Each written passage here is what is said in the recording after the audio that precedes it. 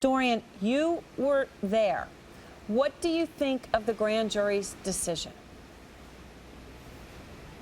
I'm very hurt by the decision, very upset, angered. I'm just upset with it. Darren Wilson just spoke for the first time, Dorian. I don't know if you had a chance to hear it. He spoke to ABC News. I want to play two portions where Darren Wilson is questioned about what witnesses say happened when he confronted and then shot Michael Brown. Here's the interview. You know, some of the witnesses have said that they saw you trying to pull him into the car. That would be against every training ever taught to any law enforcement officer. I don't know what or how many hit me after that. I just know there was a barrage of swinging and grabbing and pulling. As you know, some of the eyewitnesses have said at that moment when he turned around and put his hands up. That would be incorrect. No way? No way. Dorian, you heard him say no way to something that I know you said you saw happen. What do you think about that? That's right. No, I know exactly what I saw. I was there the whole time, and I definitely saw my friend stop and put his hands up, being compliant after being fired upon, after already being struck with a bullet wound from Officer Darren Wilson's gun. He had already shot my friend, so there was no way I thought that he would even believe in himself that he could take on an armed police officer while himself was unarmed.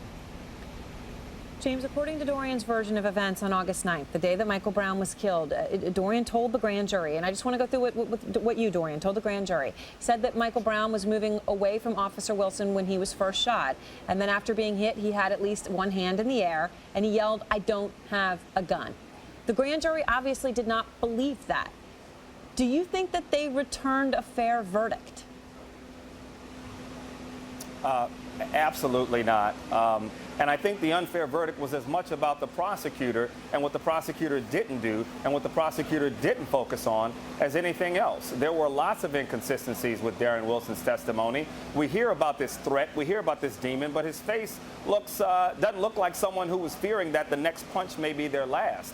This was a situation where the prosecutor was apathetic, where Officer Wilson encountered two gentlemen who he didn't think were human beings. He valued their lives less than human beings. He acted upon it, and the prosecutor allowed him to get away with it. It's just very, very tragic, and nothing that has come out discredits at all what Dorian Johnson has said as a disinterested fact witness compared to Officer Wilson's testimony that he had 30 days to prepare, and once he got it together, he was giving that testimony to try to avoid indictment. The fact that we could avoid this testimony, disinterested eyewitness testimony, and not have an indictment is just sad.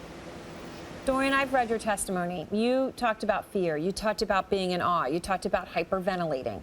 Were you afraid of dying? Yes, I was in fear for my life. Like I said, Darren Wilson never separated the two of us. He never said, "Dorian Johnson, I'm not shooting at you. I'm not chasing you." So at the time, I thought that he was after both of us. I feared for my life, yes.